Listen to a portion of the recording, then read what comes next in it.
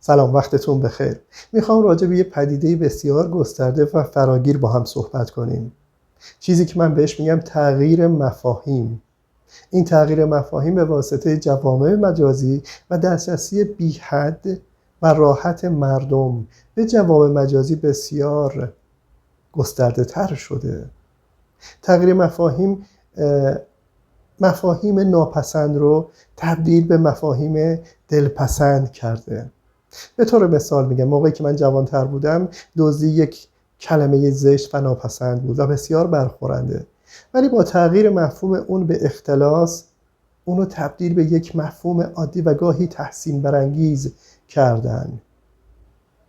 قبلا حق دیگران رو خوردن، رشوه دادن، خلاف کردن برخورنده بود، ولی با تغییر مفهومش به زرنگی اون رو تحسین برانگیز کردن.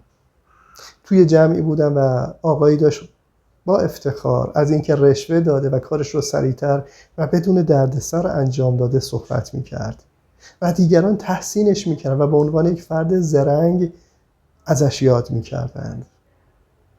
به مفاهیم اصیل پایبند باشیم.